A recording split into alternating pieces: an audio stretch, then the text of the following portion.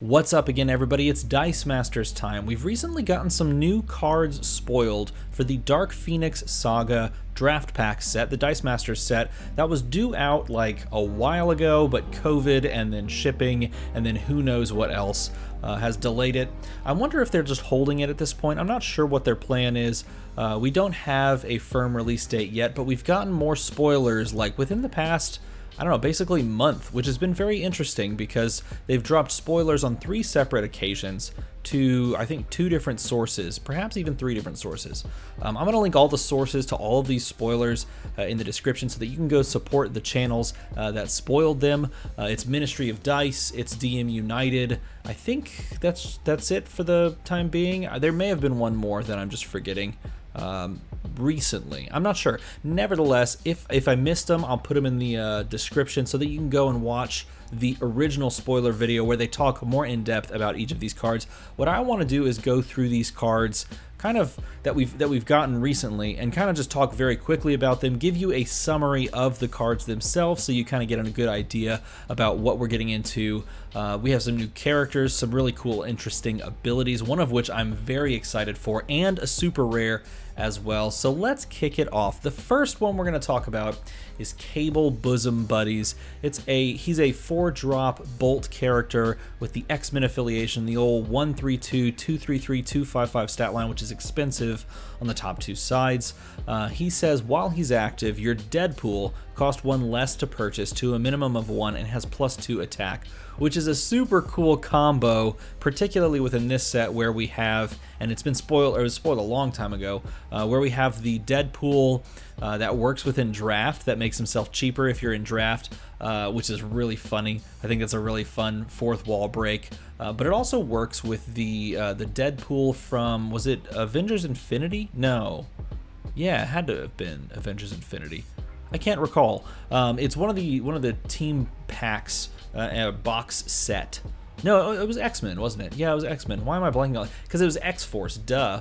That was embarrassing. The We're X-Force, Deadpool We're X-Force, which just was a sick, really cool card, really fun card, is now cheaper if you play him alongside of Cable, which is really interesting. Now, it's kind of jumped through hoopsie to buy Cable and then get your Deadpools cheaper. So that 2-card combo doesn't make as much competitive sense, but heck, if you're just playing theme teams, having a good time, that's a fun combo to try out. Plus, it does have some applications in Golden Age where Deadpool was in the very first set ever made, and Deadpool has his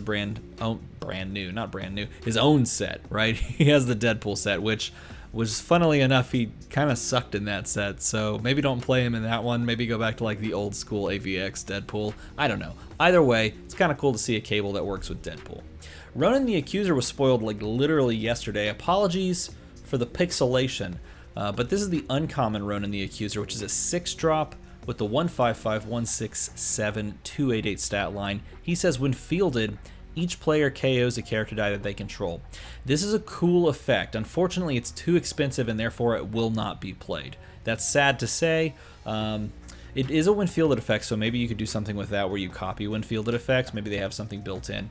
And unfortunately as well, each player KOs a character they control. That wording basically says that your opponent can choose what character they choose to control and you choose what character you choose to control. So basically, you don't get to choose what gets KO'd on your opponent's side. They could KO a sidekick and you could KO like this Ronan.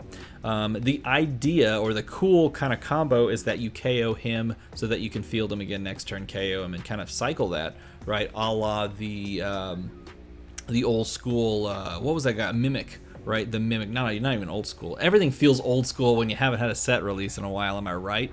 No, the Mimic that when fielded, you reroll it and a die as well, and if they both come up on character face, then Mimic stays in the field, but if they both kind of come up as anything else, then they both get KO'd. That's kind of what this is like, except this is worse. So that's unfortunate, but you know, it is what it is. Not every card can be a winner. Magic, Wielder of the Soul Sword, is a cool looking piece of art. I like the art on this, and I love that they gave us a magic die that's like ice blue. That looks really cool. 3-cost mask character with the X-Men affiliation. The weird magic stat line of 014, 016, 127 stat line. And she says when fielded, the next action die you purchase costs 1 less to a minimum of 1. I feel like in draft, in like sealed format, if you play sealed, like you pick one box and play it, in limited formats, this is really, really cool because picking up like basic actions for a little bit cheaper just gives you added value throughout the game. And again, if you're drafting, you need sometimes a little bit of extra value. And the basic actions in this set are actually really, really good or really cool, like across the board. So this is a card that really stands out to me for limited play. It has some stat flip capabilities and possibilities, which are really interesting because that stat line has always been kind of crazy. So if you like stat flip them, then that'd be good. Plus it's a mask character, and basically any mask character that's 3 or less is like, ooh, maybe I get that. Plus, if you're thinking constructed, you could play the mask team that gets like discounted, which is pretty cool. So this could be a 1-drop with a discount by you know, getting what's her face out in the field. So buying a bunch of these for 1 might be interesting. I don't know. Kind of a cool card though. Also a cool card is Blob, MGH dependent, 4-cost shield character, Brotherhood of Evil Mutants affiliation. Same thing with the stat flip idea. 015, 116, 218 stat line. When fielded, lose 1 life and intimidate. So when you field this, you'll both lose a life and then you'll also pull something off of your opponent's field. This makes it interesting because you have a life loss effect here that's going to happen every time you put him out. And then if you're trying to play for the stat flip, then the stat flip would mean he would probably get KO'd by like any sidekick ever, because his attacks are always 1, so you flip that and his defense is always 1. And at that point, it's like, I am losing a lot of life over time to get him out in the field. Plus he costs 4, so getting multiples of these is a little bit tricky. That being said, it could be really interesting to play him with like the Magneto. If you're thinking very casual, play him with the Magneto that gives +2/+2 to all Brotherhood, and then stat flip him. And then you're like super profit time. That's where things get really interesting, because then he doesn't get KO'd by a sidekick, and you do a lot less, I guess, KOing of him and more fielding of him, which is really interesting.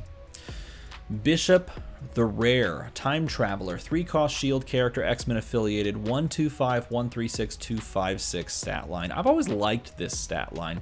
I'm not sure why.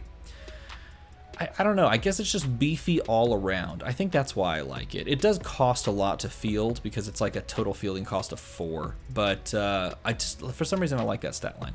Anyway, if you only use energy from Bishop dice to purchase a character die, prep that die instead of adding it to your used pile. Oh man, and this is one of those things, I love Dice Masters for effects like this, man.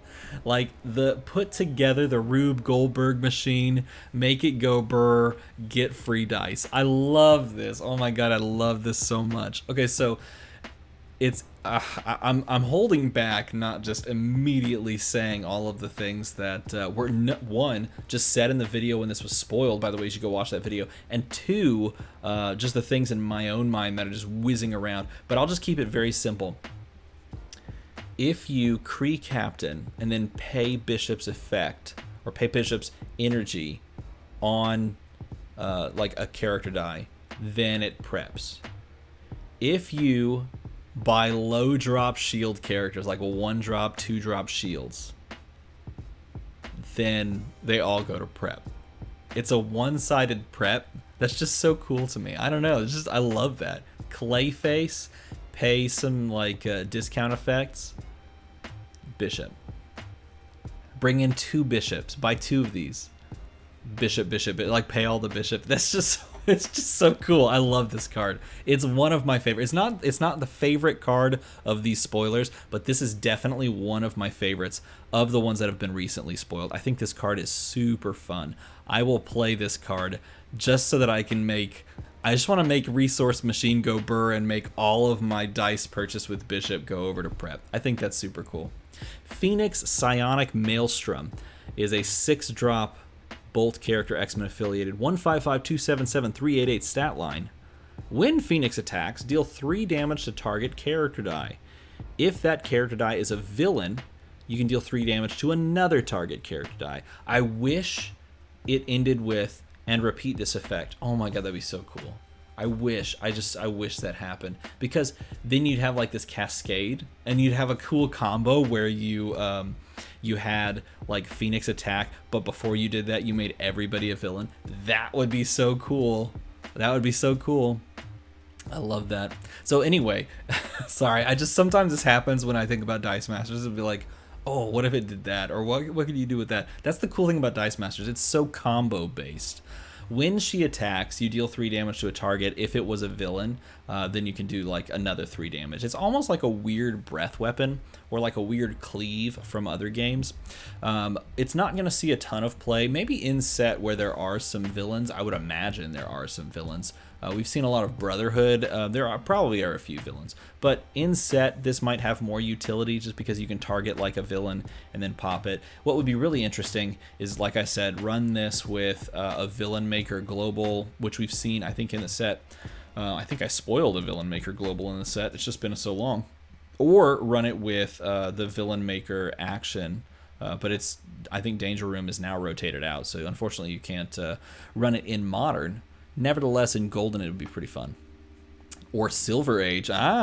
Silver Age. Come on, I want to play some more Silver Age. That would be fun. Nevertheless, you get some extra value because you can pop 2 things for 3 damage. So that's kind of cool.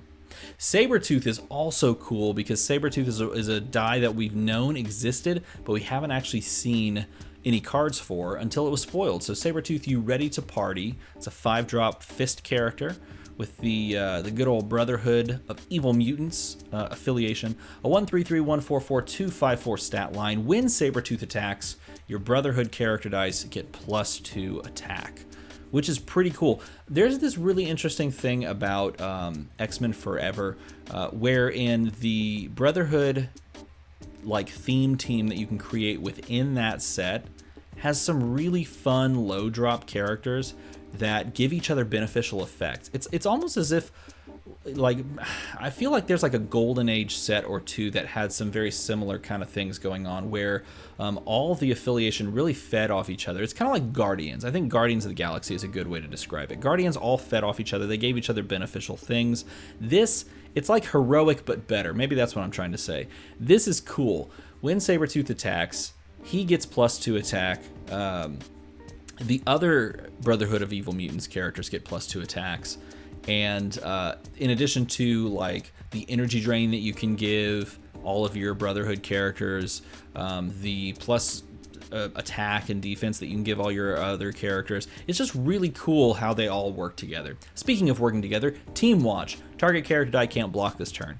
And Team Watch is an effect wherein if you field a character that is affiliated with Sabretooth, which is another Brotherhood of Evil Mutants character, then you trigger Team Watch and you get to say that character doesn't block, which is pretty cool. I think this is a cool card. I wish it cost 4. I really do, if only. But technically the stats, by the way, when he attacks are like a 5/3, a 6/4, and a 7/4, which is pretty cool. Storm Queen. This art is amazing. This card is disgusting. I love every bit of it. It's a 7-cost Bolt character. It's an X-Men affiliated character. I wish this were a super rare so that it could be even more blingy. I want to see it in foil. It's got the 021, 031, 133 stat line, which is funny for a 7-drop because it's just like real bad. But then you look at the effects and you're like, oh, right in the nostalgia. When fielded, reroll target character die. When Storm attacks, reroll up to 2 opposing character dice. Move each die that does not roll a character. It's hard to read. Move each die that does not roll a character. Goes to your. Oh no, it's just a misprint. Okay, goes to your opponent's. Oh, maybe there's a period there. Move each die that does not roll a character. Nope. Yeah, it's just misprinting.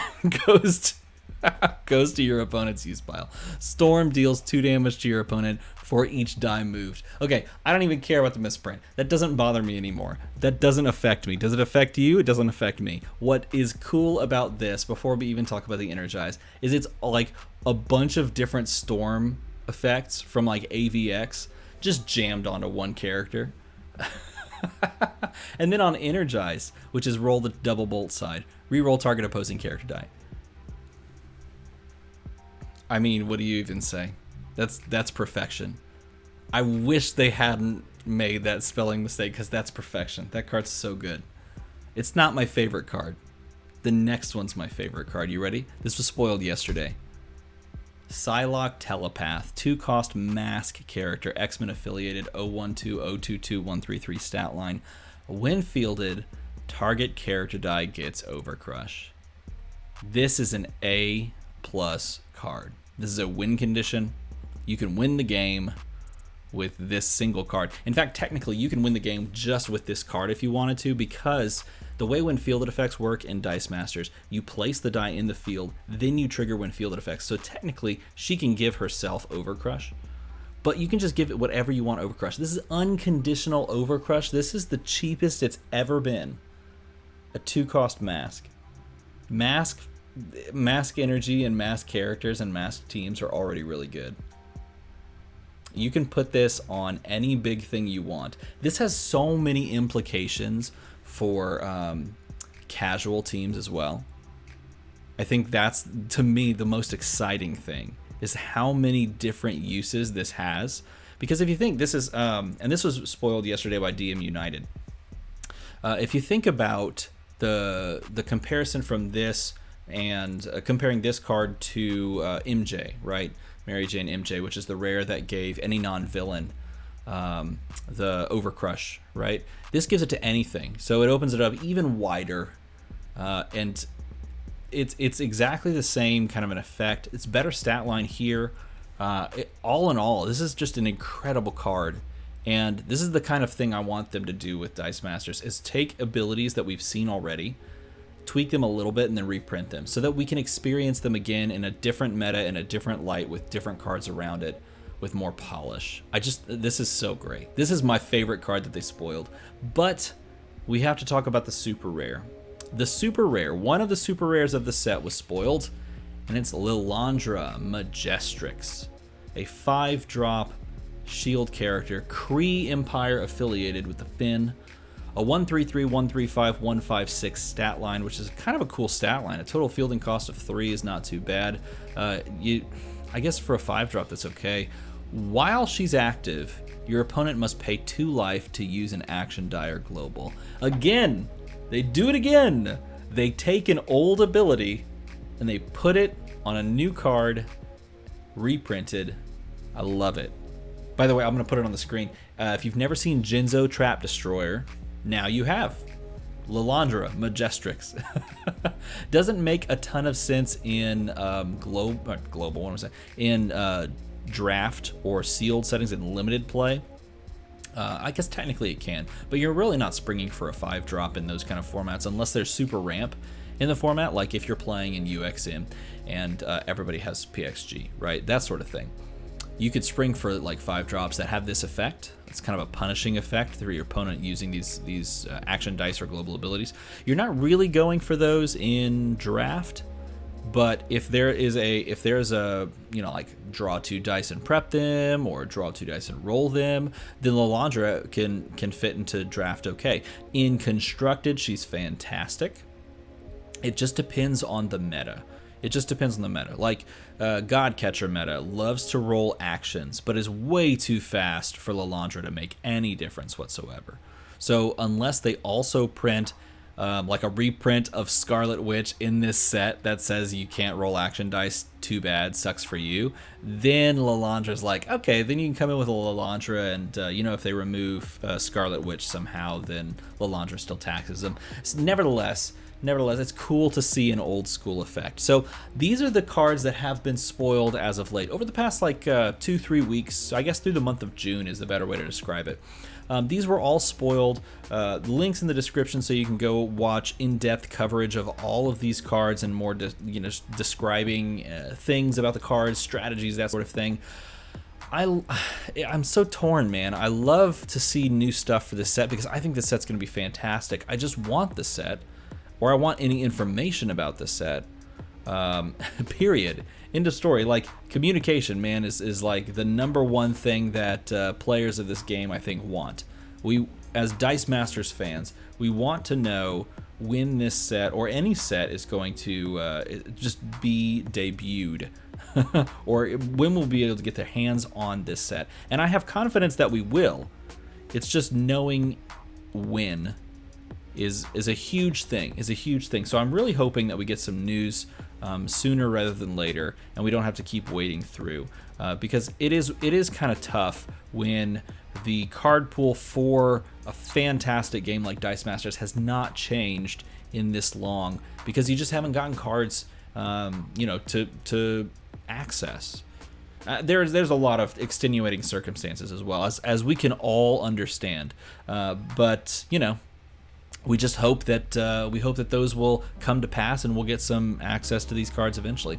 So that's what I got for you. If you like this video, hit like and subscribe. Hang out with me some more. Maybe we can play some Dice Masters together. As always, thanks for watching.